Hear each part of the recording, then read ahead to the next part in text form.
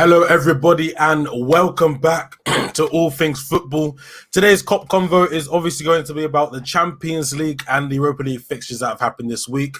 An amazing semi-final round of games, which has seen Manchester United beat Roma 6-2 at Old Trafford. Arsenal lose 2-1 away to Villarreal. Manchester City stun PSG at the Parc des Princes, and Chelsea get an away draw with Real Madrid.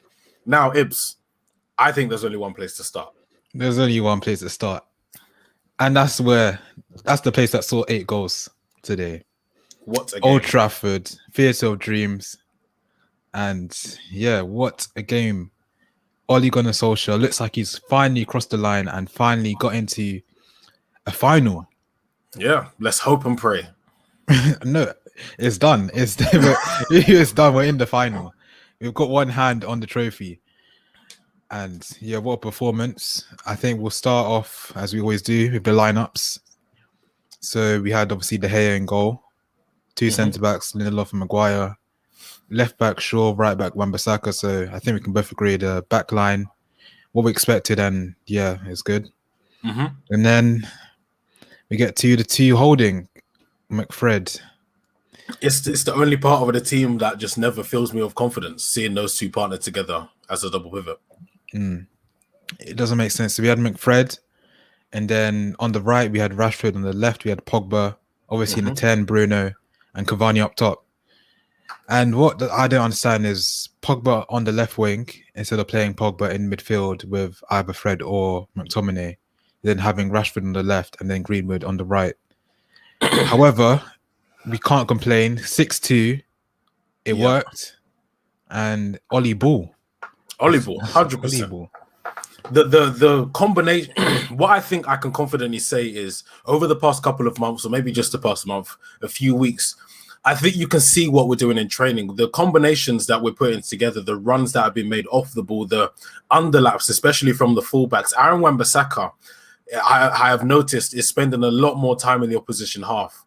He always gets criticized for his lack of attacking ability, but I think in the past maybe 4 or 5 months, that has come on leaps and bounds. And he got a shot off today, which was obviously saved and slotted away by Cavani, but it's just the fact that he's there in the box. Maybe last year, 18 months ago, he would have been 20 yards, out of the box. It's just those things that we're noticing now. And I just love it so much. The passing moves that we put together, especially for Bruno's goal. It looks simple. It was only like 3 or 4 passes, but it's just a movement between Cavani, Pogba, and Bruno Fernandes, and the knowledge that they're going to make the run. Yeah, they know where each other are. Yeah, and the execution as well. It's funny because that goal is literally on my screen right now. I was just on Twitter and someone already made it into a GIF, and I can just see it. Oh, great. It was a beautiful goal. It was so smooth. Literally, the guy, as I said, poetry in motion, and literally that's what it was.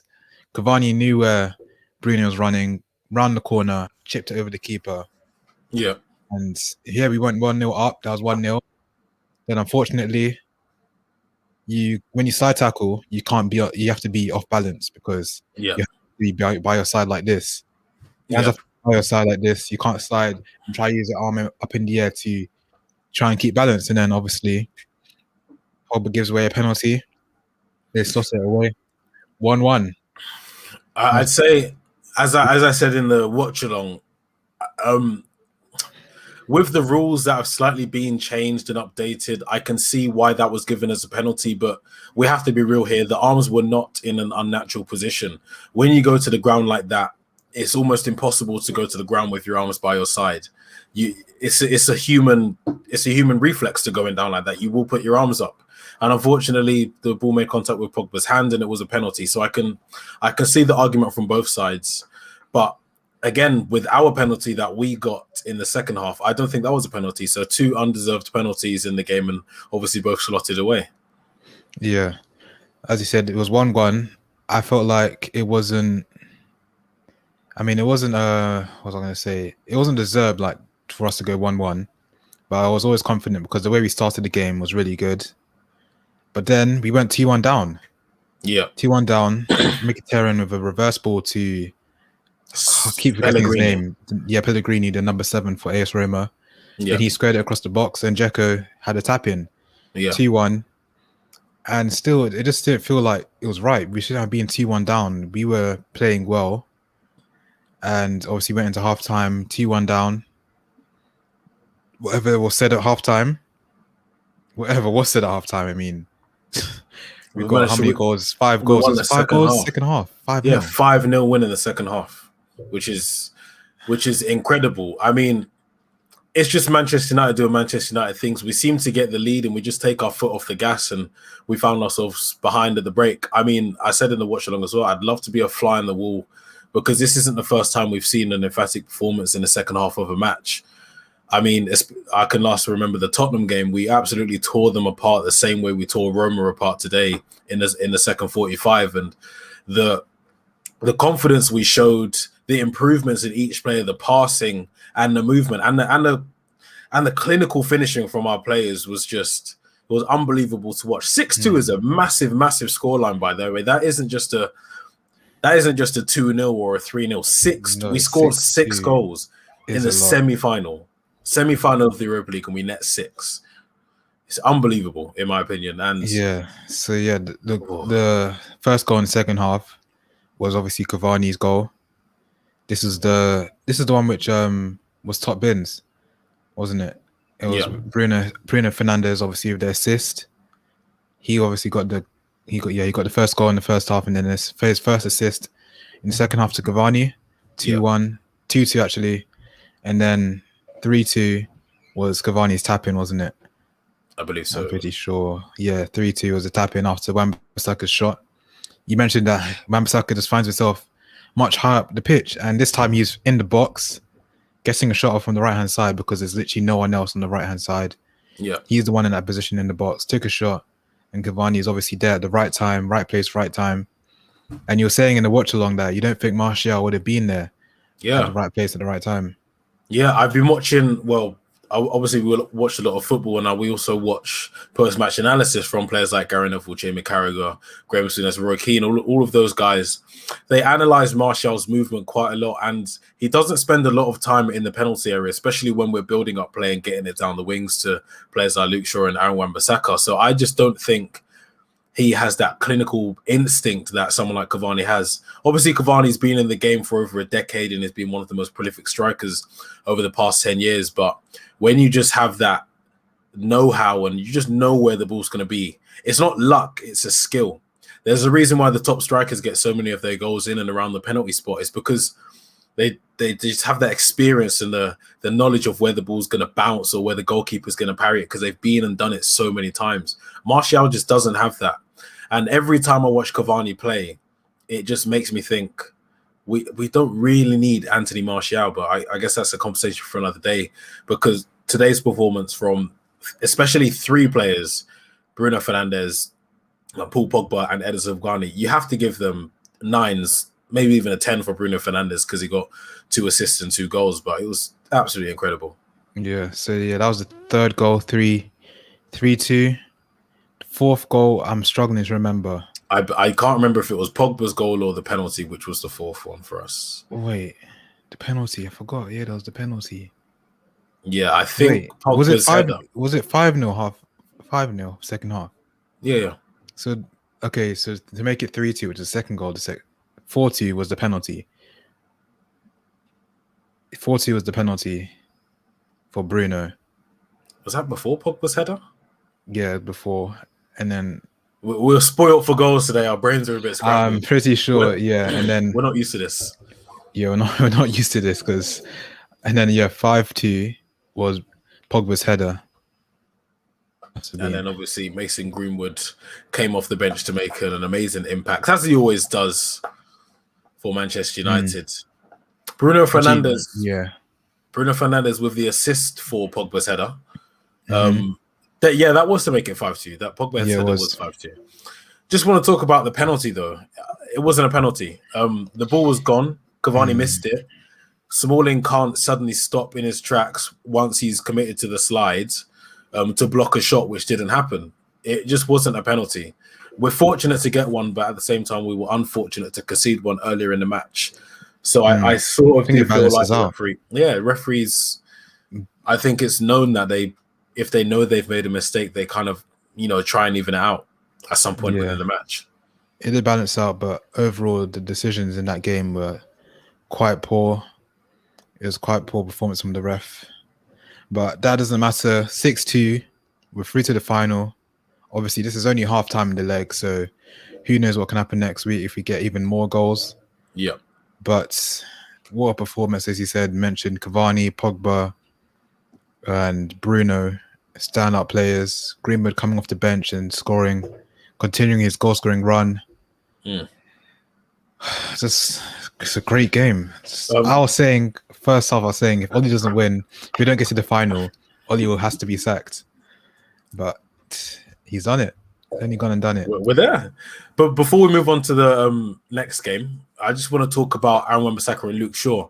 Quietly, I think they have been the best partnering fullbacks in the league this season.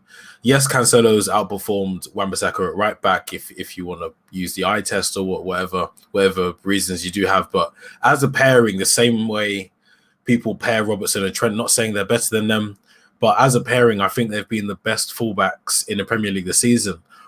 Yes, Tellers has pushed Luke Shaw on to be an absolutely amazing player, but at the same time, I feel like because of Shaw's improvements this season, Wan-Bissaka's stepped up and thought, I need to improve as well after seeing what impact Luke Shaw has made on the team. And I fully believe that Wan-Bissaka, one, should be going to the Euros for England, and two, is now the best right back in the Premier League. Yeah, he has to be going to the Euros. This season, yeah. Trent is the best right back in the world, but this season, Wan-Bissaka has been better. I don't want to get dribbling has improved. I was saying he was just dribbling. His dribbling was good today. Obviously, he found himself further forward. He was the reason why Cavani got his second goal. Yeah. And obviously, his defending is one-on-one defending best. He's the best at it. So I don't know why he wouldn't be on the plane to the Euros this year. It's not fashionable, is it? He has to be. And yeah, I can't say anything. I don't know. I can't say anything bad about today's performance. Harry Maguire as well, silently been going about his business. No one has been saying anything negative about him. We obviously haven't been saying any negative comments about him, so he's just obviously doing well.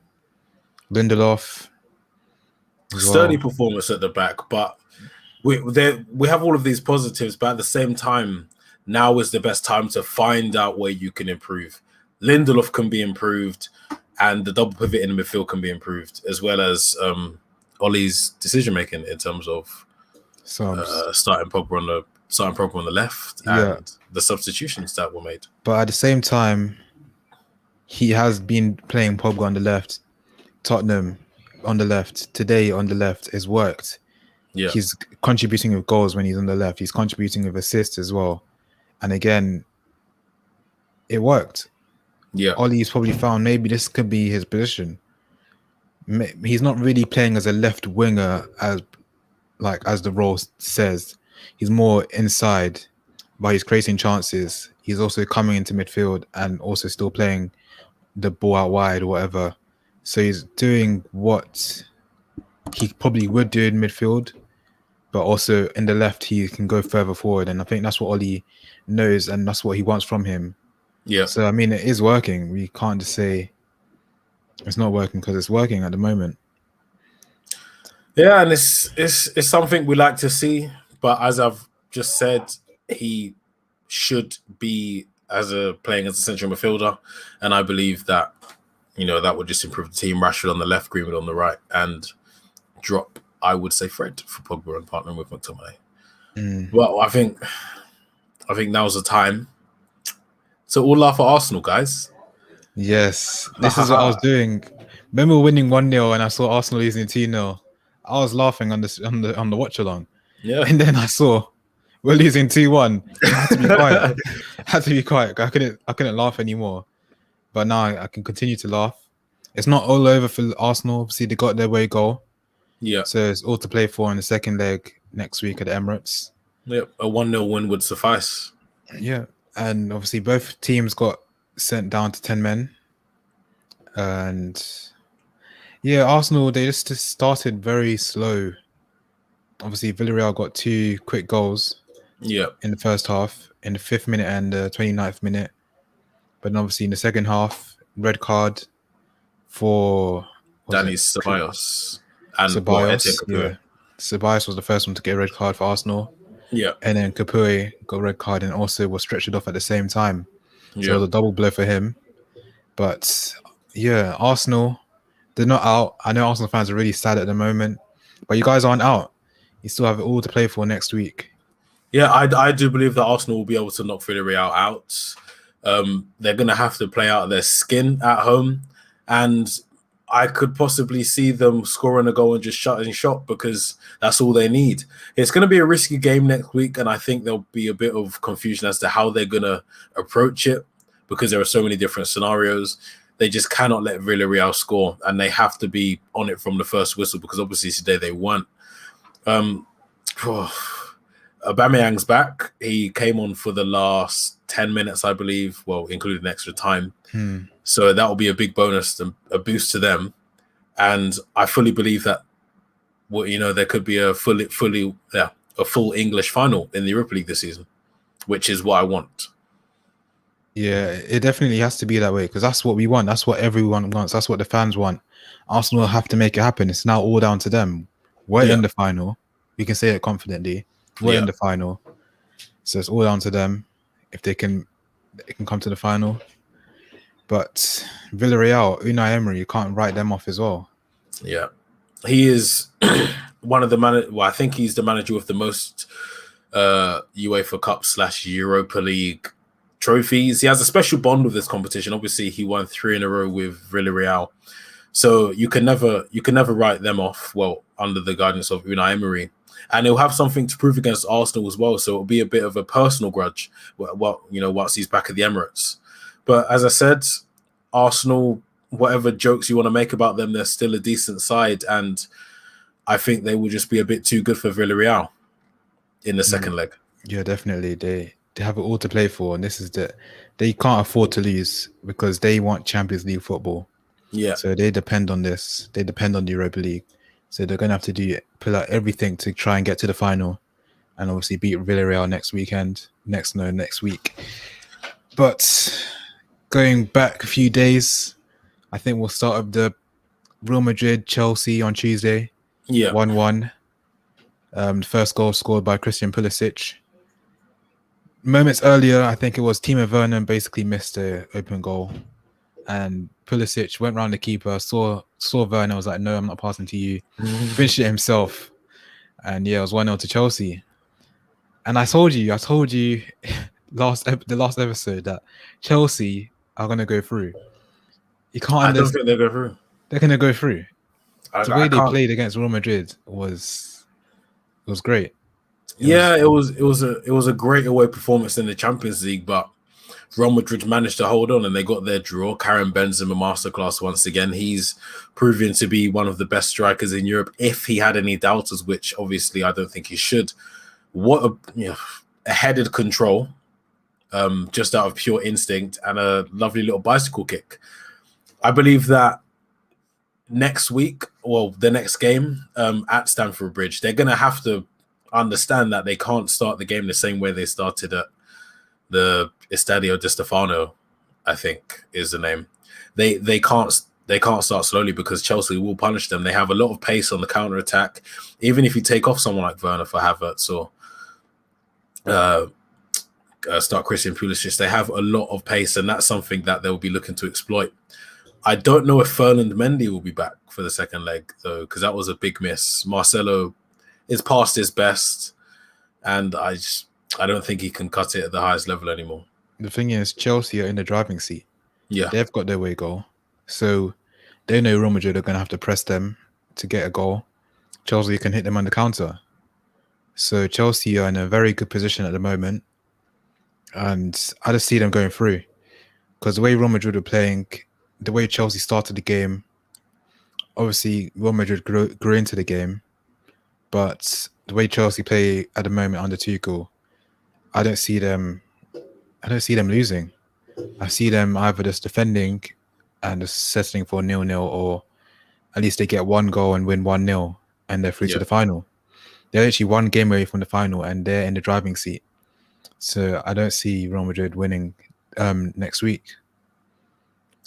I don't see it.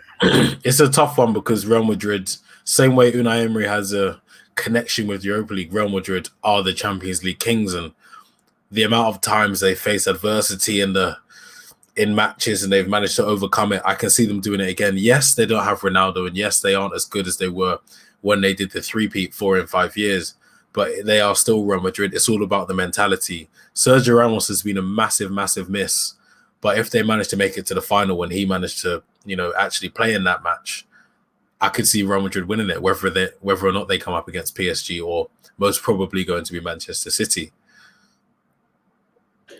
Yes, it's fair, but as I said, Chelsea have so much more attacking threat and talent compared to Real Madrid. Real Madrid, Benzema, world class.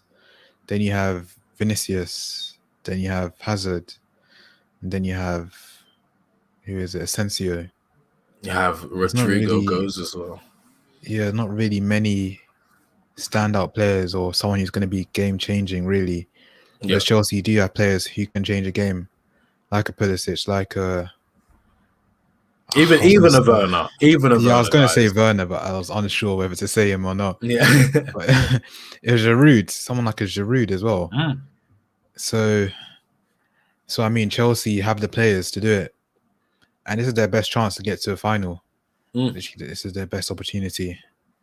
And I think they will grab it with both hands. Especially Tuchel. Tuchel wants to win a Champions League. He got to the semi-final he got to the final last year. So he personally knows how to do it. I'm pretty sure Aspilicueta has obviously won it. His experience in the show. He didn't. They signed him after. Okay, so I mean Tuchel has been to the final, so he knows what it means. He knows how to get there, so he knows how to do it. So it'll be an interesting game next week. Obviously, I don't know who I want. I don't know who I want to win personally. Well, Madrid Chelsea. I want Madrid to go through. But at the same time, all English finals for both competitions. Yeah, but man, as much as I'll be happy that we've won the Europa League because I'm confident we will, I don't want to see an English team win the Champions League. That's bragging rights. That's bragging rights right there. Yeah, that's true. If Chelsea win it, they're one behind us. Yeah, we have 3 and they'll have 2. Chelsea. If Manchester City win it, that's just unacceptable. Yeah, talking about City, there looks like they're going to the final. 2-1 away win in Paris. I didn't expect it. I literally thought Mbappe, Neymar, Di Maria would do the job. 1-0. It was 1-0 halftime, I'm pretty sure. Who scored? It was a header from Marquinhos. Yeah. Great header from Marquinhos. And yeah, I thought PSG was going to go through. Man City just were quite sloppy in the first half, giving away passes, misplaced passes, didn't really retain the ball, as we know a Man City team can do. Halftime came, everything changed. Everything changed at halftime. Yeah. And the passing was crisp second half. De Bruyne was on it. When you have De Bruyne on your team, anything can happen. You know what? His goal was a Navas error. Though we've seen those goals go in a lot, but usually that's because the goalkeeper's crowded out or he's anticipating a touch. Watch that goal back on any angle you want. No one is even close to touching it. I mean, Navas really should have done better, and I think he did cost his team there because after the first goal went in, PSG just lost their way. I feel like all comfort was gone, and they began to think, oh my God, we're in for it now. It's Manchester City, Pep's team, one of the best teams in the world. We are panicking. And you could see the panic. The tackles started to fly in. You could see the frustrations from Idrissa Gueye, from Leandro Paredes, from Neymar especially. Kylian Mbappe seemed to just vanish into thin air in the second half. I just feel like, I mean, everybody makes mistakes, but I do feel like that really did cost them the game. Because it was just all downhill from there. And the free kick for Mahrez, the wall. That was poor. That's amateurish. It was so poor. But the thing is, the way Neymar first half was just dictating everything. PSG was so good in the first half. And then it's the second half, it all completely flipped. Man City, every pass Man City played was crisp. Perfect passes. just attacking with intent. Hmm. They knew what they needed to do. Pep literally told them clear instructions to do, and they've done it. And now it looks like they're going to be going to a Champions League final, because I don't see any way PSG are gonna. I don't see PSG now going to the Etihad and winning. Yeah. When Man City can just turn on the switch just like that, because literally Man City literally just turned on the switch and literally just got the goals. It's a tough one, because as much as I hate to admit it, I do acknowledge their quality. And I don't say if, because they did win 2-1. They've got 2 away goals as well. Manchester City, especially with Ruben Diaz at the back, has been one of the best defenders in Europe this season. I can't see them letting that lead slip. And yes, Neymar, Mbappe, Di Maria, Draxler, Moise Kean, they're talented players, world-class players, world-beater players. But I just can't see it. Kyle Walker had a great game against Kylian Mbappe. Same way Axel Tuanzebe did and Aaron Wan-Bissaka. Neymar had a good game, but as I said, as soon as the first goal went in, he lost his head. And when Neymar isn't happy, he doesn't play well. It's just, they ruined it for themselves. They shot themselves in the foot, almost a bit of arrogance there after they scored their first goal. But I can't see anybody other than Manchester City reaching the final. Yeah, so I mean, if they get to the final, it looks like Man City have won the Champions League. Yeah, and it looks like they've won it, and now they're going to win the treble. Yeah, I say it's a treble, because a treble. I was explaining not this. The treble.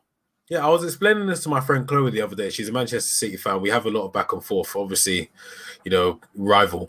The treble is an entity. It's an actual thing. The treble is your league, your primary domestic cup, which would be our FA Cup.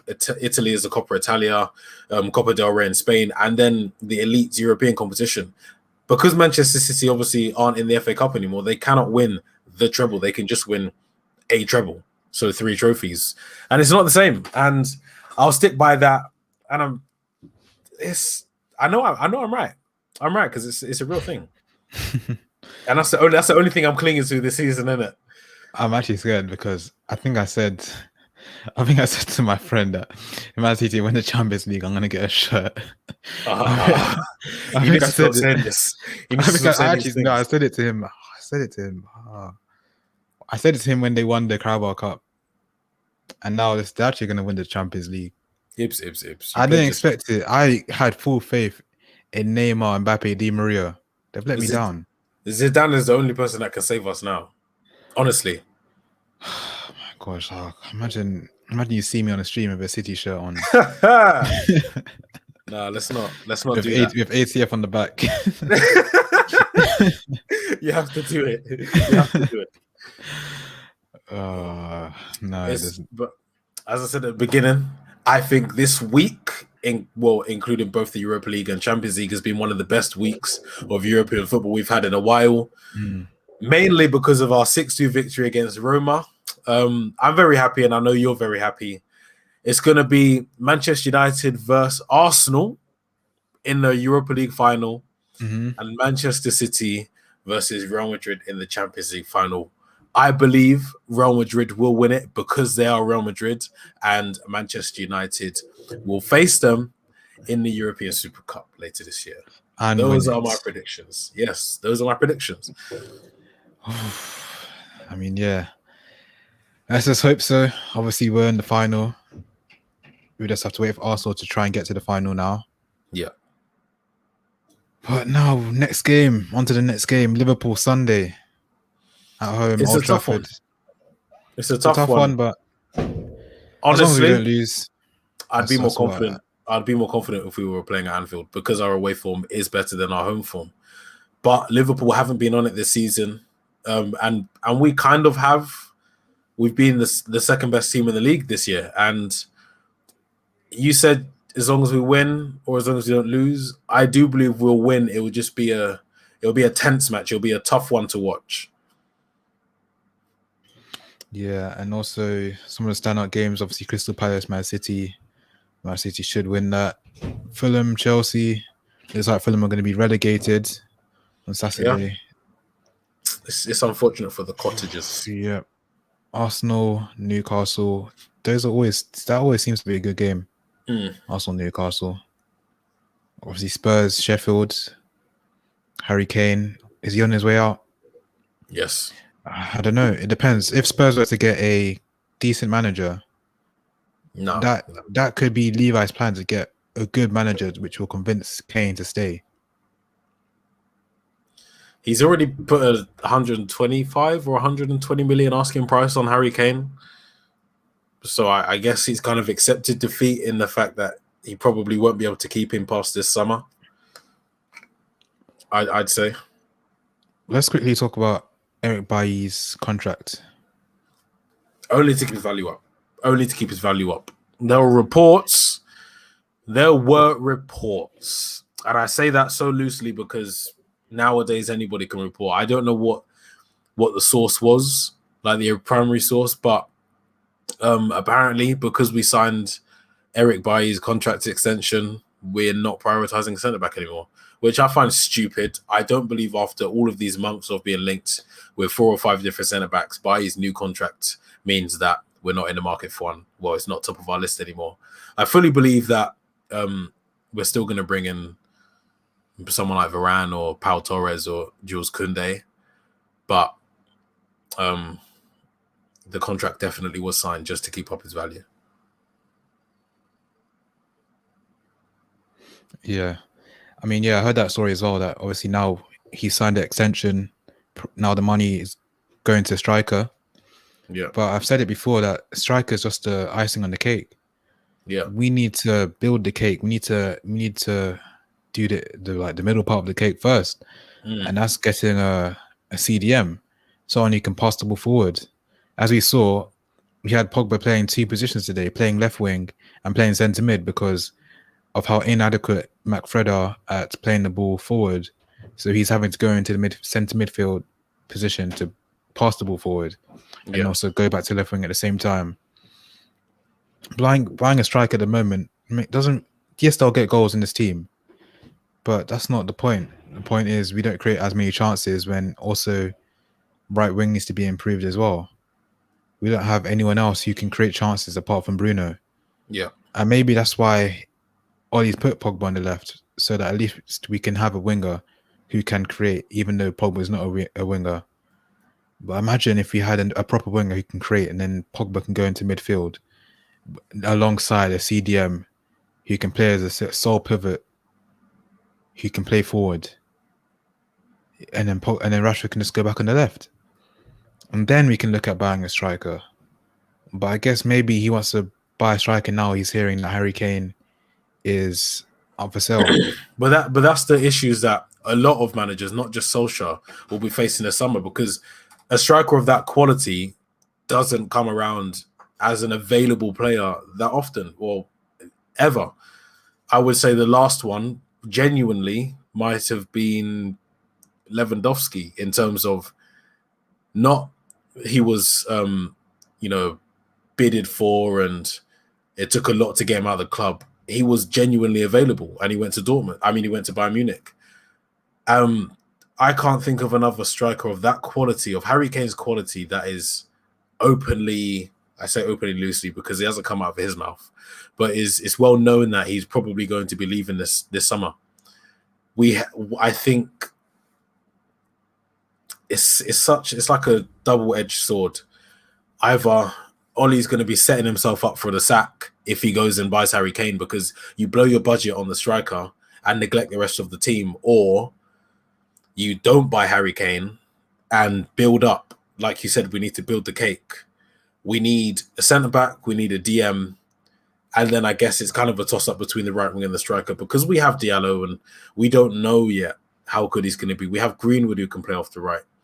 We have, I think that's it, because I'm not going to say Dan James. But what does buying a striker like Harry Kane do to Greenwood's development? Because surely we want Greenwood to be our future striker. Those are the questions you face. Because if Harry Kane comes in, he's 27. He's there for about 8 years, and Greenwood's not, taking Harry Kane off for 8 years. So That's why I think maybe we should prioritize the right winger, because Greenwood, we know what type of a player he is. We know how he tore up the youth system. He was playing 4 years as senior. And when he had his breakthrough season, he scored 17 goals. He's Manchester United's highest ever Premier League teenage scorer with 15 goals. He knows what he's doing and he knows how to play the role. I believe that Cavani's helping him. And once Cavani leaves, hopefully he stays for another season. When Cavani leaves, hopefully next year, Greenwood will be able to then just naturally succeed him in that role and be the player that we know he can be. Yes, he'll still have development left and he'll have room to improve, maybe bulk out a little bit, maybe improve his aerial ability. But if you do bring in someone like Harry Kane, you can write off Greenwood, because no matter how good Greenwood's potential is, Harry Kane is the second best striker in the world. And you can't just sack him off because someone's come through the youth system.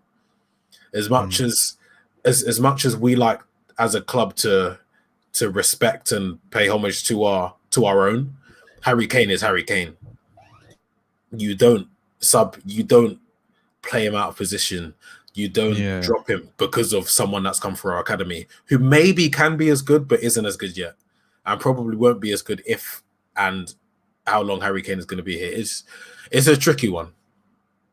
Yeah, but at the same time, I feel like buying someone such as Harry Kane could just be a move by the Glazers or by the board just to bring fans back on side, because obviously this whole Super League saga, all the fans have turned against the club, turned against the owners. So what's the best thing the owners can do? Buy a marquee signing so everyone forgets about this. Just paint over the cracks in the club, and maybe that's what they're trying to do, and maybe that will happen as well.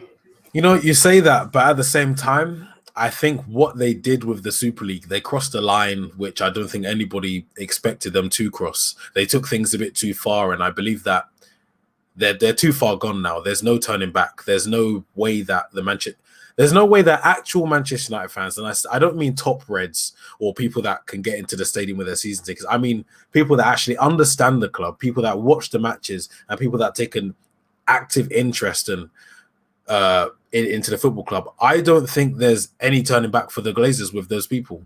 They can't come back on me. They probably can't come back on you. Yeah, I don't think just a signing like that will let people forget what they tried to do. I don't think a lot of people understand the severity of the situation which went on and which is probably now finished for about a year or so. I don't think people understand quite how big and how wrong it was. Manchester United have an affiliation with the Champions League.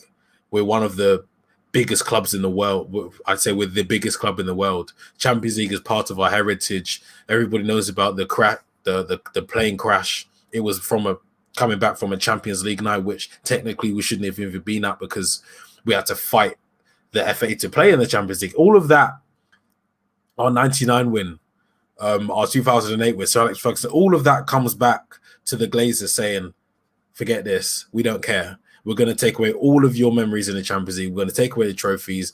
We're going to ban you essentially from playing in the Champions League just so we can fill our pockets a little bit more. Manchester United fans will not forget that. I don't think signing Harry Kane will appease people that much that they just say, you know what, let it go. I don't think it's going to happen. Yeah. I mean, we just have to hope and see. Obviously, season is almost coming to an end, so we will obviously have a full transfer show maybe towards the end of the season when the transfer market opens up. Yep. And yeah, I mean, it's been a good. It's good. It's been a great night. 6-2. I'm gonna sleep well. Let's pretend this is a United badge. I'm gonna sleep well. And yeah, the watch along was good. So if you haven't checked it out, do watch it. We'll definitely have to do another one next week. Yeah, it was good. Yeah. Even though we know we're through to the final, there's no harm doing it. Obviously, Arsenal game as well. We were covering both games. So yeah, I think there's nothing much more to say apart from win the Europa League. That's it. Any further comments from you, Anton? We're going to be Arsenal in the final. That's the only thing I have to say. I'm very confident. Ollie in, Glazers out. Wood was already gone. This has been a good day. Yeah, so please do share Please like, share, subscribe, and comment down below. Just comment United down below because we're gonna win we're gonna win Europa League. Comment Real Madrid as well, so that they're also gonna win the Champions League, as Anton says. And yeah, we'll see you on the weekend. We're playing obviously Liverpool on Sunday, so we'll see you then. Goodbye. Goodbye.